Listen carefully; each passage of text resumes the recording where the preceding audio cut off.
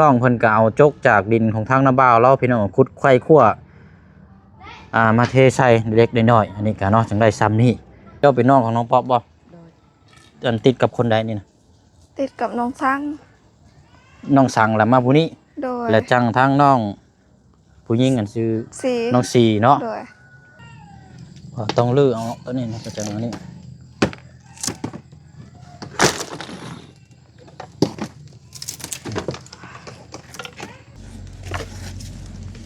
อ้าวโอเคบานเอา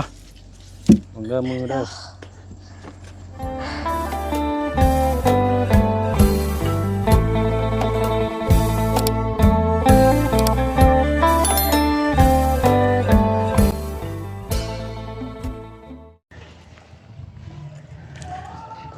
เอาพี่น้องเนาะกลับเข้ามาช่วงจะ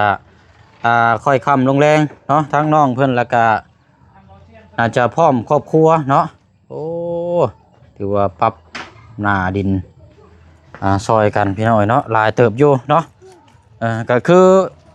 หลักๆเลยกับเฮาจะเทพื้นนี่ก็คือต้องมีหน้าดินนี่แหละพี่น้องให้มันเสมอเนาะแต่ว่ามันเสมอได้สำใดกับจังว่ากันอันนี้พี่น้องเนาะเพราะว่าเฮาก็เบิ่งตัวจริงน้ำกันเพราะว่าดินนี่มันบ่มีมองเอาดินมาถมพี่น้องเนาะอันนี้ทั้งน้องเพิ่นก็เอาจกจากดินของทางน้าบ่าวเราพี่น้องขุดไขว้คั่วมาเทใส่เล็กน้อยอันนี้ก็เนาะจังได้ซ้ำนี่ทางพี่น้องว่าเอาซื้อดินมาถมให้เราจัก2 ลังรถ3 ลังรถเนาะก็อยากบอกเลยว่าบ่ได้พี่น้อยขนาดรถเป่าเข้ามาซื่อๆก็ยังคาเนาะรถเป่าเข้ามาก็ซื้อก็ยังคาออกไปมื้อเช้านี่ก็ยังให้กับเจ้ายู่ให้รถบ่เชียงครับพี่น้องเนาะยู่ซอยกันรถค้ามื้อเช้านี่ก็กับหนึ่งมานี่มันช่วงหน้าฝนแล้วก็เจ้าบ่ขายดินพี่น้องเอ้ยนอกจากช่วงฤดูแล้งหรือว่าตกไปเดือน12หาเดือน5เดือน6ช่วงนั้นน่ะมีเขาเจ้ามาจกดินขายนะพี่น้องเนาะก็เลยนี่แหละพี่น้องเอ้ยเฮาก็ซองเบิ่งเนาะแต่ว่าก็ถามว่าวิทย์บ่ก็สูงแน่นอนล่ะพี่น้องเนาะบ่ต่ำหรอกอันนี้ก็ขึ้นอยู่กับปรับหน้าดินแล้วก็ให้ทางน้องเพิ่นนั่นแหละพี่น้องเบิ่งแย่งช่วยกันเนาะบ่แม่นว่าสิทางบ่เชียงอย่างเดียวมันก็บ่ได้เลยพี่น้องเนาะบ่เชียงก็คือทำตามหน้าที่ทางผู้ใหญ่แล้วก็ให้คำแนะนำแล้วก็เบิ่งตัวจริงนำกันนั่นแหละพี่น้องเนาะแต่ว่าหน้างานมันสิออกมาสำใดจังไดก็ขึ้นอยู่กับน้ำช้างน้ำอีกเนาะอันนี้ก็ประมาณนั้นแหละพี่น้องเนาะโอ้แต่ว่าอันนี้ก็โอเคแล้วนี่พี่น้องเนาะได้แล้วแต่ว่างามแล้วนี่ก็เนาะกำลังพากัน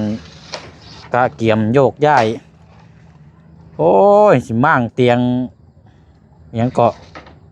เตียงอาถรรพ์เลยเด้บัดนี้เนาะมันหนักเด้สบายดีเด้อโดยเอาสบายดีเนาะน้องสั่งบ่นั่นน่ะโบแมนฮะโบแมนน้องยังเกาะน้องซินสบายดีทางป่าลุงเชียเอ้าโมเมนต์ได้บุเชียงนี่เข้าใจพิษมาตลอดได้สะนี่เนาะโดยจับนี่นี่แป๊บนึงนี่พี่น้องเว้ยสิหน่อยเดี๋ยวแป๊บนึงล่ะขอคุยน้ำหน่อยอันนี้พี่น้องเว้ยบุเชียงเขามาตลอดนะบุญหูว่าทั้งน้องของทั้งน้องป๊อปเจ้าเป็นน้องของน้องป๊อปบ่ติดกับคนใดนี่นะติดกับน้องซังน้องสังแล้วมาผู้นี้โดยและจังทั้งน้องผู้หญิงอันชื่อน้องสีเนาะจักปีแล้วจักอายุเท่าไหร่ได้แล้วประมาณ14ชื่อยังเกาะซินน้องซินโดยตอนที่แรกนะบ่เช่นคิดว่าลูกของทางนาบ่าวแล้วผู้นั้นพี่น้องแม่นผู้นั้นก็มีอีกบ่มีคือผู้ชาย2 คนบ่แม่นแบบผู้นึงอายกกเด้สื่อแสนแต่ว่าซ้ำกันเลยแต่ว่าซ้ำกันกับเจ้าเนาะโดย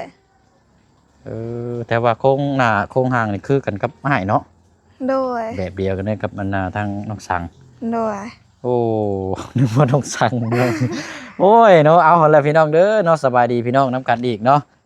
ยามค่ำยามแรงมาเบิ่งหน้างานวิ่งงานตัวนี้แหละเนาะก็เพราะว่ามื้ออื่นนี่ถ้าว่าเลยพี่น้องถ้าว่าภาพฝนบ่ตกก็แม่นว่าสร้างจะมาดำเนินการให้มื้ออื่นน่าจะมื้อเดียวมื้อแล้วเลยก็ได้เนาะตามเพิ่นแจ้งมามื้อเช้านี่เพิ่นว่า เฮ็ดมือเดียวเพิ่นว่าเนาะเพราะว่าทางทีมงานนี่เพิ่นมีเครื่องบดเด้เครื่องบดปูนนะมันไวพี่น้อยเนาะโดยว้าวว่าบ่ได้ผสมได้ว่าผสมใช่ไหมฮะเดี๋ยวเทใส่รอดเทปาดเลยบ่เสี่ยงถามขอถามแน่แบบเฮาต้องมีสายไฟนำบ่หรือว่าตัวใดก็แบบเขาเจ้าเฮ็ดหั่นน่ะสายไฟผสมหั่นน่ะมันก็ต้องมีเพราะว่ามันเป็นเครื่องมอเตอร์เด้อ๋อโดยเครื่องมอเตอร์หมุนน่ะเด้กะปลั๊กไฟเดี๋ยวเขาเจ้าก็สิมีเองดอกบ่ยากดอกอ๋อโดยมีแต่เขาเจ้ามีปลั๊กไฟแล้วเสียบเข้าไปในเรือนเจ้าหันบ่ยากดอกเขาเจ้าเตรียมมาเองดอกอันนั้นก็โดยเป็นทีมงานที่คันสิว่าก็เรื่องปูนเรื่องไม้เรื่องเพดานเรื่องทาสีถ้าอย่างนี้คันสิว่าก็ระดับหนึ่งละพี่น้องเนาะสำหรับทีมงานนี่เพราะว่าแต่ก่อนนี่ทั้งทีมงานเขาก็ให้ทั้งสร้างเพิ่นนี่แหละมาเฮ็ดเวียกให้เนาะคือหลักๆเลยกับบ้านทั้งอาเจืองเกือบเบิดหลังเลยพี่น้องทั้งห้องน้ำห้องในทั้งเทพื้นอะไรเนาะแล้วก็หลายหลังนั่นแหละพี่น้องคันสิว่ากับมื้อนี้ก็เพื่อเป็นอีกหลังนึงเนาะติดตามเบิ่งนํกันโอ้ยเนาะโอเคเนาะได้เข้าโรงเรียนอยู่บ่เข้าพอยังปีนี้ป .5 ปีนี้ป .5 ได้ประมาณ12เนาะ14บ่โดยน้อง13น้องสั่งได้ฮะน้องสั่งก็มันแบบ18บ่แม่นประมาณ18 17ประมาณนี้เพราะว่าค่อยเป็นเอื้อยโกกล่ะที่นี่หันก็สิได้น้องสั่งก็โดนเติบค่อยจนใหญ่น้องสินนี่14เนาะมีผู้สาวแล้วบ่ยังว่าตัวนะนี่มีอยู่จักบ่มีดินผู้สาวแล้วบ่จักนี่บ่มีโทรศัพท์อยู่บ่มีโทรศัพท์เลยมีได้นี่เอาบ่หยอกเลยชื่อได้พี่น้องเอาพอดีและซอยกันเนาะเพราะว่านี่ก็นี่แหละจะได้เทพื้นงามๆแล้วก็จังหามื้อดีมื้องามก็ขึ้นเฮือนก่อนได้บัดนี้พี่น้องจังมาติดตามเรื่องห้องน้ำด้วยเนาะเอาเฮือนก่อนแล้วจังขึ้นเฮือนแล้วจังมาติดตามห้องน้ำประมาณนี้นะพี่น้องโอ้เนาะไม้ฟาเชล่าเฮานี่ก็ถือว่ายังเนาะนี่สามารถยังต่อได้แล้วนี่แต่ก็อีกแผ่นเท่านั้นนะอีกเนาะ3แผ่นคือแล้วเอาไว้เฮ็ดเป็นลมเฮ็ดห้องน้ำงามเลยโอ้ป้าสาวลุยเนาะอันนี้โอเคอาจับก็ได้พากันซอยจักคนอันนี้เนาะปรับดินนี่บ่หลายคนลูกนาบ่าว2แล้วก็น้องค่อยน้ำแล้วก็น้องสีน้องว่อนนาบ่าวทั้ง2เลยลูกนาบ่าว2คนอ๋อลูกนาบ่าวโดยแต่ว่านาบ่าวอีกผู้นึงหันเพิ่นเจ็บบอนนี่บ่ฮู้คือกันก็เลยบ่ได้เฮ็ดซอยอันนี้ก็ปรับทางน้องๆเพิ่นปรับได้ประมาณซำนี้เดี๋ยวมื้ออื่นเพิ่มเติมเดี๋ยวสร้างเพิ่นสิปรับอีกทีนึงแล้วเดี๋ยวเพิ่นสิปรับแก้ไขอีกทีนึงเนาะด้วยอันนี้ก็แล้วพี่น้องไปเบิ่งตัวจริงนํกันนั่นแหละเนาะด้วยงามหรือว่าบ่งามเฮาก็นี่แหละเนาะก่อนสิว่าแต่ว่ามันก็ขึ้นอยู่กับปรับหน้าดินเพราะว่ามีดินลายเท่าไรยังดีแต่มันสูงมันยังงามแต่ว่าดินมันบ่มีช่วงนี้นี่ต้องเป็นยามแรกเขาเจ้าขายเนาะโดยเพราะว่าดินอันนี้มันอยากแห้งเขาเอาดินบอนนี่แล้วเหนียวแห้งแบบมันออกบ่อพร้อมได้นำออกบ่อดินน้ำออกบ่อเนาะด้วย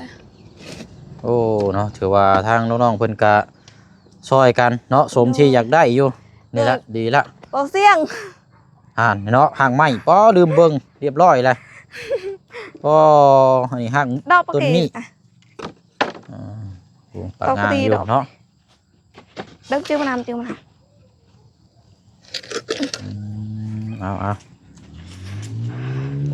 เอาซอยกันเนาะอันใดมันงามอันใดมันบ่ดีบ่งามเฮาก็เบิ่งนำกันโดย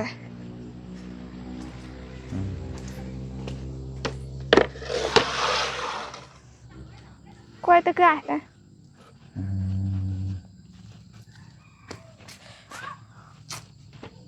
ยังเหลืออยู่ประมาณคันสิว่าก็ประมาณ1 2 3 4 5แผ่นเนาะโดยในฝาเชล่ามันเหลืออยู่5แผ่นพี่น้องเดี๋ยวเอาไว้ใส่เป็นลมรึกอันใช่ไหมบ่เสี่ยงเคยคิดว่าสิหื้อตัวนี้ออกตัวไรนี่น่ะหื้อนั่นแหละนี่เพราะว่ามันต้องได้หื้ออยู่แล้วโดยใช้คนตีได้แล้วก็ตีสิไปเอาเดี๋ยวซอยโดยโอ้ระวังแต่ตะปูได้นี่โดยตะปูหลายเติบได้ ตะปูมันเอาค้อนตีแล้วลื้อออกก่อน ไปชิ้นตะโกะละโกะระวังนะ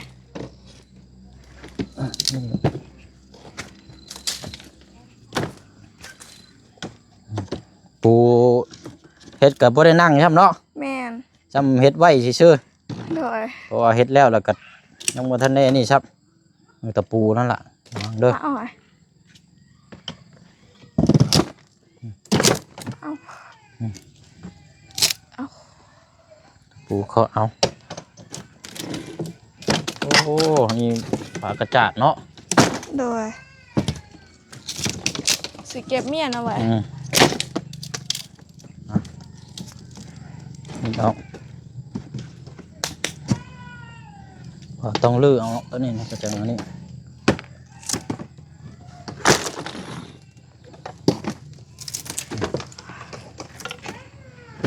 บ เอาปูต่อดอกมา นี่เนาะฝนตกเนี่ยโอ้ยพอแห้งแล้วพี่น้องบ่แล้วแล้ว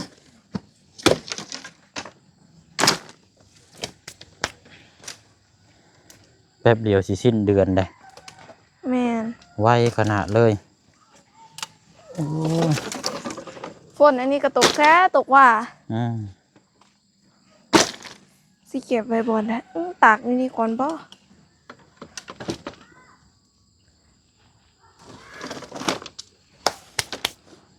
ป้าละนะกะป้าละนะเช่นหาบอลเมียน หามองไว้มองมันแล้วเลิกก็ได้เนาะหามอง ไว้ ไว้ อยู่ตารางเพื่อนเลย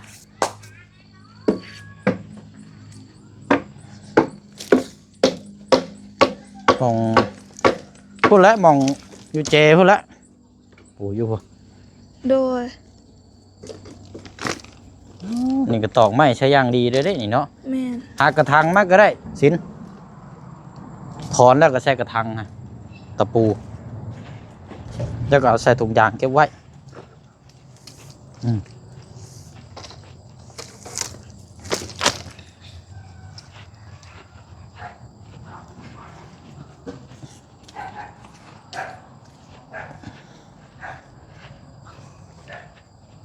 ป้าไม้ยังงามอยู่เขาเฮียงไว้บาง แต่ว่าเสานี่เนาะ โดย คักได้นี่เสาแกนเสาอันนี้ครับ เสาตัวนี้สีหุ่มเอาไว้อยู่นี่ก่อนเนาะ ใหญ่ดินี่เสา พัดเฮาเทพื้นแล้วล่ะเฮาอยากเฮ็ดหยังกะบางเทื่อก็สิเอาไว้อยู่ตารางเฮือนคือเก่า จังว่าดูออกก่อนตัวนี้เนาะเพราะว่ามันบุบิดเด้ โดย เอามากออกเลยแล้วมันอันนี้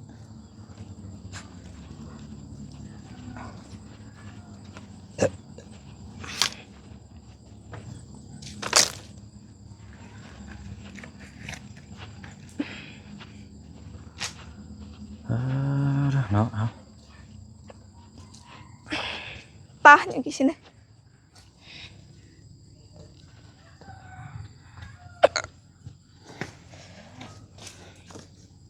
ดูมากไปเนี่ยก็จังขึ้นอันนี้ไป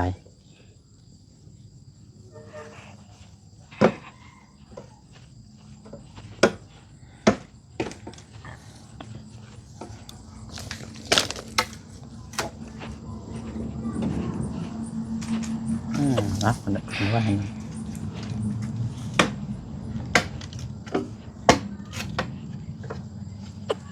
น้องสินเนาะโอ้ยนึกว่าบ่แม่นน้องป๊อปเนาะแต่เรามีน้องชายคนหนึ่งอยู่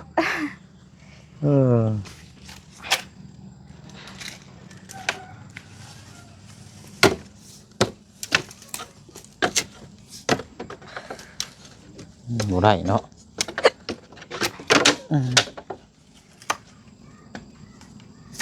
บ่แม่นแนวได้มันก็บ่แม่นเนาะเชื่อ โดย โอ้ยหยาบแท้นี่ เฮ็ดอันนี้บ่ได้อยู่เลย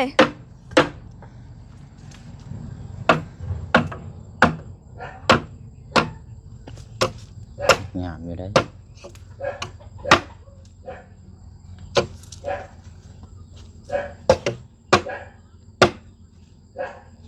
ตอกไม้ออกบ่แล้วก็จังมายินตะปูไว้ก็ได้ โดย ใช่ละมานี่เบิ่งต้องเฮ็ดแห้งๆรถ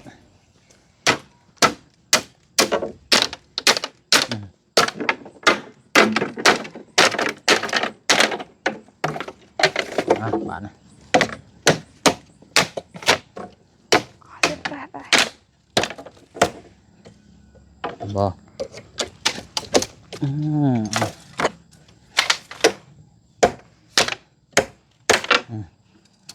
อันเด้จับมีดกันได้รถ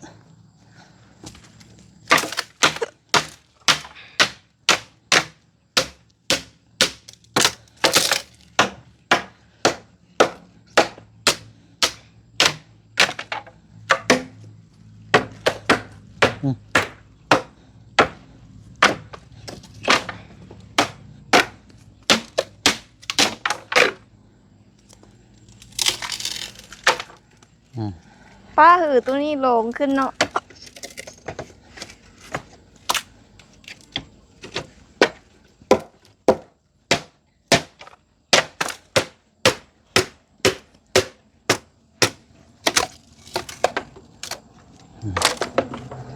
ไปลองเบิ่งเด้อขอเด้อโอ้ยยังหลายแท้เนาะโอ้ดี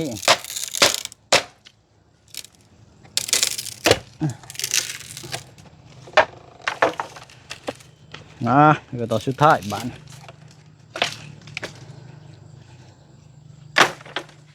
ได้ปะเพราะตัวนั้น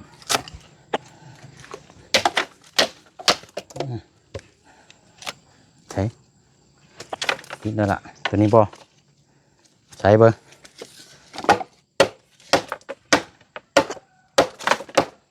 พระเกียมมือพี่น้องเนี่ยเบื่อสร้างเพิ่นมาเพิ่นปรับเล็กหน่อยกับเพิ่นลุยเลยนะ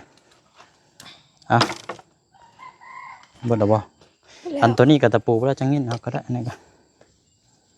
หาแนวห้องเอา มือหน้าอีกเนาะ ดำมือหน้าก่อนก็ได้มือว่างก่อนก็ได้ไป เอาเส้นกระตันละ เลี้ยงไว้ใช้บาทนี่ อ้าย เด้อมึงเด้อ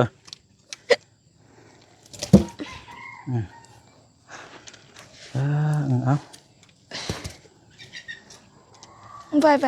ฉันไปอายังกูยิ่งitu dia pakai kan ada ใช่เบิ่งใช้ยับบอกอยู่เจ้าปีมาพี่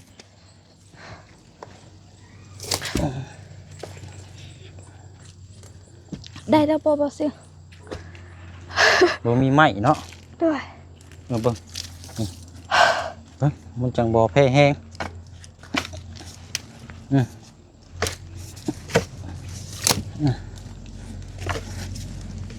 อ้าวบาดเอาผมเริ่มมือได้เรียบร้อยเหลือแต่เสาบาดนี่ แม่น บาดก็ได้โอเคใช้น้องชินนั่งนี่ก่อนก็ได้ เส้นน่ะ นั่งนี่ก่อนก็ได้นั่งเช้าเมื่อยก่อนมานั่งเตียงกันก่อนอันน่ะทางอาจารย์เล่าว่าเขามา แม่น เนี่ยเนาะเพราะว่าช่วงนี้ทีมงานน่ะไปแจกเครื่องของอยู่ภายน้ำท่วมไปหน่อย โดย อีกบ่เกินมื้อมื้อละเดินทางเบิ่งเพราะว่า ปอเสียงก็สิเดินทางแล้วบ่ บ่อ้ายบ่ได้เมื่อ อ๋อโดย เพราะว่าอ้ายไล่เบิ่งตัวนี้เนี่ยมันมีแต่งานแบบกำลังรอเลยคันอ้ายเมื่อแต่หึงละ โดย มื้อนี้ก็หากะมากินนี่ก็อันดามาพี่ก็ได้ซะ ใช่ไหม หากะมาแต่ทรงแห่ทรายทั้งแม่น้องเอิงกินนี่ก็ อ๋อ รถคาปู้พี่น้องเอ้ยมันก็ทึกนั่นก็สุดท้ายก็เอาเทลงหม่องอื่น แต่ก็จังสิยุ่งเอาอีกอันนั้นก็คนเอาอีก โดย แต่ว่าหักดีแต่ว่ามันก็บ่ได้ไกลปานใด โดย นั่นแหละเอาไผตังก็ยังปกไว้กับเวียกตัวนี้แล้วนี่อันนี้แหละพี่น้องก็มีเวียกงานอยู่คันว่าเวียกงานบ่นั่นแหละก็บ่เชิงก็สิเมื่อแหละพี่น้องเนาะแต่ว่าก็คือว่าแล้วคันเมื่อคันบ่มีเครื่องของก็มันไปมันก็ไว้เปล่าเลยพี่น้องเนาะ โดย หมู่ครูไปก็ยังว่าหมู่ครูยังมีถุงยางชีพนะ โดย ก็เลยบ่ได้กลับเฮาคาเบิ่งเวียกงานตัวนี้แหละพี่น้องเนาะก็แบ่งกันคน หน้าที่เนาะอันนี้ก็ โดย ดำเนินการท่าแล้วทีมงานขึ้นมาก็จังมาติดตามเพิ่นนํกันอีกเทื่อนึง โดย อ่าเนาะเฮ็ดบนมือบ่มื้อนี้ หมดมือ เปิดมือเลยโหดดีๆเนาะดีโอ้ยเวเห็นงานอันนี้เนาะอืมอืมกินข้าวกับหยังน้ำมื้อแรง น้องไม้ หน่อไม้ โอ้ยแนวแซ่บๆกับบ่มีแท้บ่หมูกระทะชิ้นลาดยังสิเคยกินอยู่บ่ บ่เคยเพิ่นบ่ฮู้ เออ เออเนาะนี่แหละพี่น้องขยันเนาะซอยเวียกแล้วก็เนาะ โดย ก็14 ปีกำลังเริ่มแบบว่าฮู้จักประสบการณ์เนาะเห็นเวียกเห็นงานก็ดีได้ ก็แบบ อืม เพิ่นก็สิดุแบบก็ดุกว่าน้องสั่งแหน่น้อยหนึง อืม เพราะว่าเพิ่นก็เฮ็ดตลอดมีหยังก็ซอยเอื้อยไปเบิด แล้วมื้อนี้เฮ็ดก็สิบ่ค่อยเว้านะนี่เนาะ โดยเพิ่นมีแต่เฮ็ดเลย เฮ็ดเวียกอย่างเดียวเนาะ โดย อืม คือกับคนดินทรายหันก็คือกันคนเบิดมือมื้อหันน่ะค่อยแล้วก็หน้าวาวแล้วก็เพิ่น บุกอย่างเดียวเลย โดยแล้วก็ทั้งแม่ก็ซอยน้ำเอาคุตักใส่คุกับทางหญ้าน้ำ อืมอืมเสือก็ว่าสิไปยิบก็ยังบ่ได้ยิบอยู่พับลายก็เสือจุลุด อือฮึ ขาดออกเนาะเบิ่งก่อน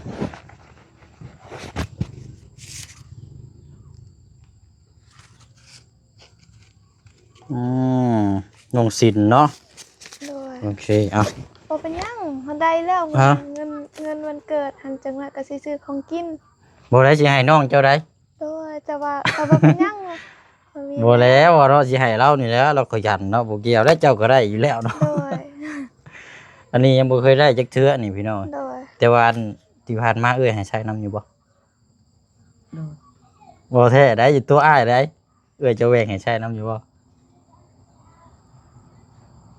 คิดหนักแล้ว นี่เก็บไว้อย่างเดียวนะเบิ่งนี่เนาะ ปั่นให้อยู่ วันนี้ก็ให้100,000 อืมเอาเฮาได้บ่เสียงเอาให้เด้อเพราะว่าขยันซอยแล้วก็อยากสนับสนุนเพิ่นนั่นแหละเนาะบ่ได้แม่นว่าสนับสนุนอันแบบว่าอันนี้หรอกพี่น้องก็คือน้องเพิ่นขยันช่วยเหลือครอบครัวเนาะ โดย 14-15 ปีแล้วพี่น้องคันสิเว้ากันเนาะ ขอบใจ เอาล่ะ ใจเลย เอาเยี่ยมมากเนาะ ไปหั่นละไปเฮ็ดเวียกเฮ็ดงานก่อนก็ได้เนาะนี่อ้ายคนก็ตั้งเอาป๊อปจังหน่อยก่อนก็ได้เด้ออาบน้ำอาบในบัดนี้พี่น้อง เจ้าไอ้ปะไปดาวนะ โอเคเนาะพี่น้องก็ตามนั้นแล้วมีแต่ว่ามื้ออื่นเนาะก็บ่มีหยังเพิ่มเติมมีแต่มื้ออื่นรุ่นชมเบิ่งนํกันมื้ออื่นนี่พี่น้องอาจจะเป็นวงกลมเลยมื้ออื่นนี่บ่เชิงอยู่เป็นวงกลมเลยแหละเพราะว่าสร้างนี่นัดมานี่พร้อมกันเลยมื้ออื่นนี่ มื้ออื่นนะ 1เคสแม่น้องเอิง อ๋อโดย 2อยู่นี้ โดย 3เคสน้องพลักอีกเพราะว่ามื้อนี้ก็สร้างหยุดประมาณ3วนไปวนมาคันว่านั่นก็ยิงไปเคสทั้งพ่อน้องคำดีคันว่ามีก็แม่นฟาโตพี่น้องเอ้ยสลับซ้ายสลับขวาอะไรพี่น้องเนาะตอนนี้ก็กำลังพวกอะไรพี่น้องเนาะทางเคสน้องวัดใจนำแน่เพราะว่ามื้อนี้ก็ไปแจ้งยอดสมทบเพิ่มสร้างบ้านในทั้งน้องเพิ่น6 ล้านกีบ โดย ล่มทั้งยืนเลยเมื่อวานนี่เฮือนเรา เพื่อนเพิ่นนะ เฮือนหลังนี้น้อยเด้อยู่บ้านแก่งไข่นะ โดย โอ้ล่มแบบว่าแบบแก้บ่ได้เลยนะคันว่าใส่แบบคือยาวิตามินซีหรือว่าใส่ชะโลมน้ำเกลือนี่ใส่นี่ก็บ่ฟื้นนะอันนี้ก็ มันหนักแล้ว โดย ล่มลงแบบยังจังเลยเนาะโอ้ยเนาะ โดย เอาแต่ว่าตอนนี้ก็ทีมงานก็คือว่ามีสมทบมาซอยกันอยู่พี่น้องเนาะก็ว่ามีนำทั้งบาบุญสารวัตรทั้งบาบุญคงแล้วก็ทั้งอาจารย์ลาวกำลังไปแจ้งอยู่พี่น้องเนาะแต่ว่าบ่ฮู้ว่าเท่าใดก็ติดตามเบิ่งนํกันนั่นแหละอันนี้ก็เบิ่งนํกันหน้าเวียกงานเนาะ โดย อาจจะโอเคแล้วนี่ก็ฝนตกมาก็สิบ่ขังบ่นั่นหรอกเนาะ โดย มันสูงอยู่อันนี้ก็ซอยกันนั่นแหละพี่น้องเนาะเบิ่งซอยกันเนาะ บางเทื่อบางทียันว่ามันบ่งามบ่เกลี้ยงบ่ก้อยโอ้ยบ่เสียงนี่เฮ็ดปูเพิ่นให้น้องเพิ่นนี่บ่ได้แล้วบัดนี้จบบ่ผ่านนี่ก็โอ้พี่น้อยบ่อยากให้เว้าได้พี่น้องเนาะ โดย เพราะว่าคือเฮาเบิ่งนํกันแล้วบัดมันผิดพลาดมาแล้วนี่มาเว้านี่บ่ได้เลยพี่น้อยมีแต่ว่าเฮาเบิ่งนํกันตอนนี้แหละเนาะก็คือเบิ่งตัวจริงนํกันถ้าว่าดินมันลายนั่นได้สูงเท่าไหร่ยังดี โดย แต่ว่าตอนนี้ก็บ่ถึงกับว่าต่ำเกินกับพอดีพองามปรับหน้าดินก็พอได้อยู่นะพี่น้อง โดย แต่ว่าเว้าถึงถ้าว่ามันสูงก็ดี แต่ว่ามันดินนี่มันบ่มี แม่น มันบ่มีคนขายเลยแหละยามนี้พี่น้องเขาเจ้าบอกจกขายคันว่าขายกับเข้ามาบ่ได้ดอกแต่รถเปล่าเข้ามาสิก็ค่า แม่น บ่ได้เนาะก็เลยว่า โดย มีแต่ว่าเฮาเอาดินตัวนี้แหละสูงกว่านั้นจักหน้อยเนาะจัก10เซนบ่รู้ว่าเท่าใดก็เบิ่งตัวจริงนํกันหั่นแหละมื้ออื่น โดย ไปหันละยังสิไปเวียกต่ออยู่พี่น้องเลยสิยิ่งยาวไปพุ่นละบัดนี้ทางเทศน้องคำดีจะพบเจอกันช่วงค่อยคำลงแรงอยู่กระตูบน้อยเราพุ่นละพี่น้องให้เรายกย้ายมานอนอยู่หม่องกระตูบใหม่แล้วแต่บ่ฮู้ว่าเราสิจังใดเนาะเพราะว่าเฮือนหม่องเก่าแล้วน่ะมันหนักแฮงแล้วนะพี่น้องไปโอเคเด้อฉันน้องเด้อ โดย เอา ขอขอบคุณทาง FC และทางผู้ใหญ่ใจดีที่คอยให้กำลังใจแล้วก็ทางอ้ายน้ำคอยอ้ายเดินทางปลอดภัยขอพระเจ้าอวยพร นั่นแหละเนาะก็ติดตามน้ำกันมื้ออื่นเด้อพี่น้องเด้อเนาะเบิ่งหน้างานเวียกงานน้ำกันบัดนี้พี่น้องเนาะมีแต่ว่าคลิปนี้ก็ล่ำลาอีกคือเก่าคือเดิมบ๊ายบายเด้อพี่น้องเด้อเนาะสบายดีเนาะไก่แพะนี่2ตัวนี่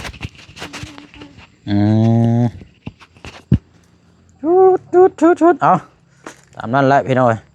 ว่ากันเนาะ